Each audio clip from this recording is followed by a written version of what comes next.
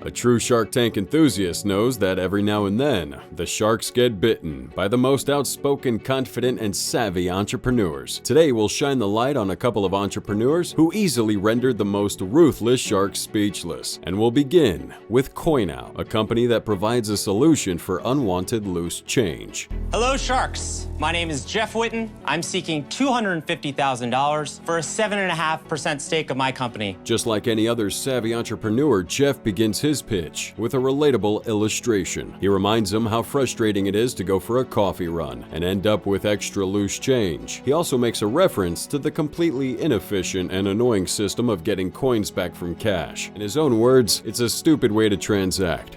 Instead, turn your loose change into easy money with Coinout. With the help of his pitch assistant, Jeff then showcased how Coinout worked. According to Jeff, the next time you're about to receive a change of $1.34, simply tell the cashier, "I'd like to coin out." The cashier would then ask for your phone number so you could enter it into the device at a checkout. And with the Coinout system, you'd be able to choose if you'd want to coin out just the coins, the 34 cents, or the full change. When you decide on your preferred plan, the change goes straight into your Coinout wallet. Hit confirm, and boom, transaction's complete. Now, Jeff also confirms that you can make future transactions from your Coinout account, and that's just one of the benefits. In addition to redeeming it in store, you can transfer it to your bank account, turn your coins into an Amazon gift card, or easily donate them to charity. Now, you may think that the sharks are just excited to eat this up, but that's until Kevin O'Leary steps in with his savage remarks. He likens Jeff to a cockroach who would easily get crushed by the bigger guys already established in the industry. Why are you not going to get crushed like a cockroach in this? You are going to get crushed. From this point, the tank heats up. Even Mark Cuban comes out guns a-blazing when Jeff explains that the company charges its users $20 a month for the service and earns a 3% commission on all transactions. It got so heated that even Barbara complimented him for holding his head up. I gotta give this kid a compliment. I don't think I've ever seen anybody go one-on-one with the sharks. You know, you basically dismiss Kevin.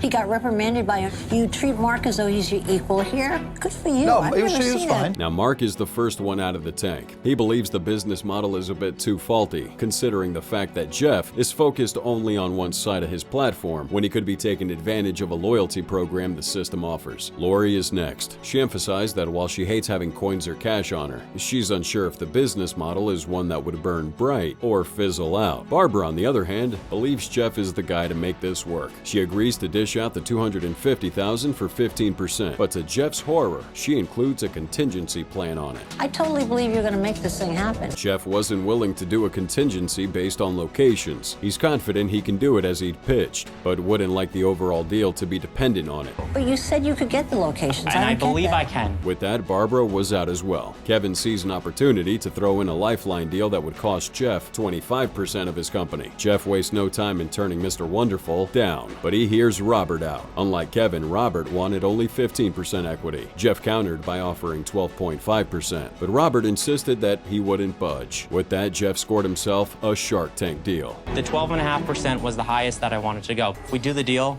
Kevin can't use the product. I'll do it at 15%. Done. Done. All right. Congratulations, Jeff. Congratulations, Jeff. Eager for an update, right? Well, despite the apparent agreement reached out on Shark Tank, the deal between Coinout and Robert Herjavec never actually materialized. But as it turns out, Robert may have regretted his decision to pull out. During the show, Cuban praised the idea of the cloud-stored user profiles, but criticized the focus on physical cards with POS integration as a waste of time. It seemed like Coinout took that advice and pivoted its model shortly after filming. By May 2021, Coinout was acquired by Informed Resources Incorporated, IRI, an established market data and analytics firm that has partnered with major retailers like 7-Eleven, CVS, Speedway, Kroger, and others. Taking Cuban's feedback to heart, Coinout revamped its app to focus on cashback rewards via receipt scanning. It's possible that this move ultimately led to its acquisition by IRI in 2021, and today, Coinout remains under IRI ownership and is available on Google Play and the App Store. If it is meant to be, it will then, right? Our next entrepreneur here is Ryan Frayne with his company, Windcatcher Technology.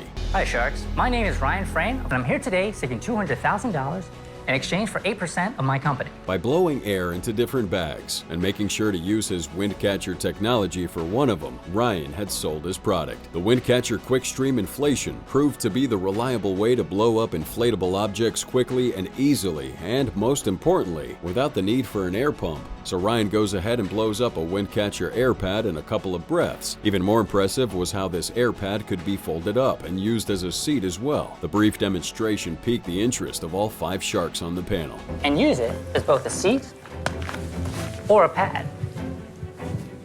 And sharks, this is just the beginning. The applications for Windcatcher's technology are endless. So let me ask you, which one of you is ready to help me blow away the competition? While the other sharks handed a couple of compliments, Kevin O'Leary had other important things in mind. With a straight face, he asked about the technology behind the Windcatcher. Interestingly, it was a trip to the beach that inspired this particular invention. After being forced to blow up some exhausting inflatable objects, he returned home with a strong urge to find a better way. With the help of an extensive Google search, he figured out a way to inflate similar objects instantly by placing a small amount of space between the inflation valve and the object itself. You know, I went on Google and with a bunch of trial and error was able to figure out that it was in fact entrainment, refine the idea down, come up with this valve, and all the other things that make up Windcatcher. To entice the sharks, Ryan also throws in the fact that he has a utility patent for the product. The sharks are also happy to learn that Ryan had already made $165,000 in sales, with profit margins of 60% from selling directly to retailers. Ryan then concluded his pitch for Windcatcher by answering a variety of questions from the sharks. And by answering these questions, we learn that Ryan is interested in establishing his own business while also licensing the quick inflation technology for other products to be sold outside of the Windcatcher brand. So the sharks are heavily impressed by this demonstration. Mr. O'Leary isn't one to dole out compliments, but he specifically said that Ryan's product could disrupt the entire air mattress industry. As you can imagine, the sharks quickly began a vicious bidding war. One deal sounded more enticing than the last, just so they could outbid each other to get a piece of that Windcatcher technology. One particular offer ticked Ryan off so much that we now have this viral Shark Tank moment. I'll give you the $200,000 as venture debt. Okay. Here's how it works. I'm going to ask you for 6% of everything you sell until you've returned me $800,000. When none of these offers meet Ryan's expectations, Mr. Cuban steps in to finally match his original ask of $200,000 for 8% equity. He even throws in an additional offering of $10 million credit backup for Windcatcher's purchase orders. And just when it looked like Mark could get away with the lead offer, Herjavec comes in with the same deal plus the credit backup. The only difference is he wanted a lesser 6.5% equity. Kevin O'Leary then revised his initial offer. This time he had dropped it to $200,000 for just 1% equity. Of course, he threw in a royalty of 6% until he profited $800,000 from their deal. And at the end of the day, the shark who bit the most was Lori Greiner. She won Ryan over with an offer of $200,000 for 5% in the company, in addition to the $10 million credit backup Ryan was asking for. I just changed my deal. Lori, let me get it. I've changed my deal. I'm gonna give you $200,000 for 5%. Chris isn't in the deal. Just me. But you need to just say yes now. It's not often we get to see such an intense bidding war from the Shark Tank panel. Notably, Ryan actually earned a better deal than his initial request, so people watching this one for the first time typically couldn't wait to seek out an update on Windcatcher. Following the airing of this episode on the tank, Ryan reportedly traveled to his manufacturer in China. Now, a smart businessman knows that he must ensure adequate stock levels in anticipation of the surge in demand that comes with a Shark Tank appearance. However, the initial optimism quickly turned sour when Cascade Design, an outdoor recreation company, offered a strikingly similar product first. Turns out that Ryan had a brief relationship with Cascade. Since no deal had been finalized between him and the company, it was a shock that they put out his technology. A subsequent legal dispute with Cascade involving counterclaims for breach of a non-disclosure agreement and trademark infringement took over the initial plans. Now, this ultimately led to the dissolution of Ryan's deal with Lori Greiner. Unfortunately, another significant blow to Windcatcher's prospects was a terminal diagnosis of pancreatic and liver cancer that Ryan received around the same time. Still, Ryan put up a fight for his health and company, hoping that the company's future could still outlast his own. By 2016, Windcatcher reached a settlement with Cascade Designs, which reportedly included a licensing agreement. But despite the support from friends and family, the company didn't last long after Ryan tragically passed away in 2018. The company's social media activity also reportedly ceased around 2019, and its website went down later in 2022. Certainly not the update anyone was expecting. Considering the immense promise Ryan exhibited during his brief stint on Shark Tank, this downfall of Windcatcher stands as a heartbreaking reminder on the fleeing nature of success. Now hopefully things are different for this next entrepreneur, who from his clothes to his pitch might arguably have been a little too cheesy. Now this is David Sharpman from Madison, Wisconsin. He grew up in a family of cheesemakers, graduated from business school, and threw himself right back into the family business. He's walking into the tank right now seeking an investment to scale up his cheese product. Hi, my name is David Sharfman, and I'm the owner of Just Cheese, and I'm asking for $500,000 for 5% of my business. You can already tell the pitch for $500,000 on 5% equity wasn't going well. But of course, there was still time to turn things around. Next, David explains how he got the idea for the cheese snack bar, and it's actually a relatable one. We've all been there. You make a grilled cheese sandwich, and at some point in the process, a part of it melts off into the pan and gets crunchy. So if you ever wish you could have that cheese as a snack on its own, David's way ahead of you. As he puts it, Just the Cheese is a snack bar that could swiftly satisfy that craving. He then explains the production process, and he makes sure to mention that the product begins with Wisconsin milk. First, we start with Wisconsin milk.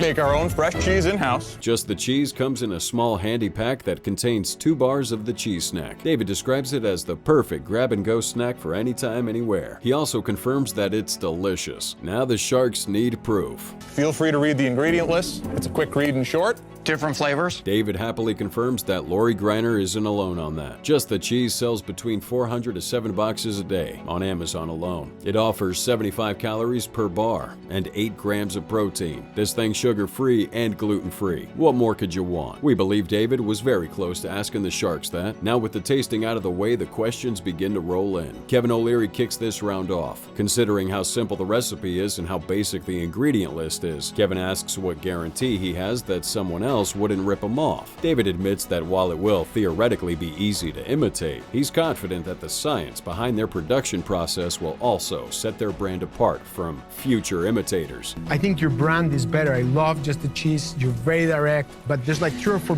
big, gigantic companies that Daniel, have... and they're Just Cheese also. Mark Cuban doesn't seem to mind any competition and steers the conversation away, as he's more interested in how well the company sells. David says that in just 1 year since they launched the business, it had done about $3.5 million in sales. With 4 months to go in that first year of business, the Sharks are surprised to learn that there's still more profit to be made. And how many stores are you in? 700 stores right now, plus 1,300 from a prominent convenience store chain. Now the Sharks are impressed that it's also a self-funded business that hasn't attracted any form of investment yet. You know Kevin's interested because he raises another vital question, the make-or-break question of what it cost you to make and how much it retails for. David explains that at the current volume, it's made for $1.27 and retailed for $1.99. The Sharks believe this 17 to 20% is a terrible profit margin. That's terrible margins. What's the plan to make more margin on it? And with that statement, you could see the grin on Mr. Wonderful's face. In his own words, if there's ever a royalty deal, this is it. With that, Kevin's the first Shark to make a deal. He considers the fact that he doesn't already have a cheese provider in his portfolio and offers to give David the $500,000 in exchange for a 20-cent royalty per bar. The other Sharks think that that's ridiculous, but Kevin presses on, throwing in a mouth-watering proposal, adding tremendous marketing leverage on the product.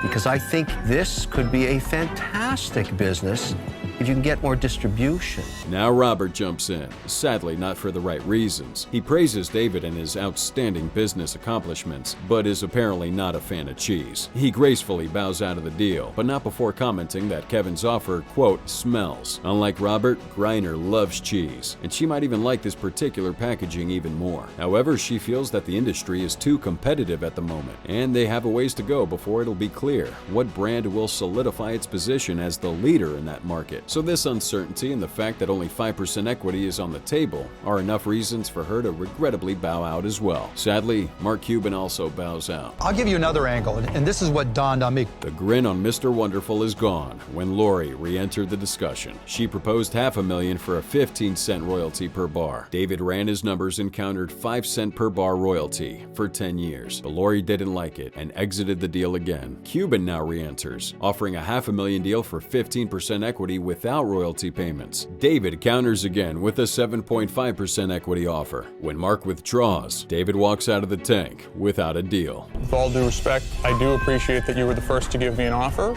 Yes. but I'm going to have to decline.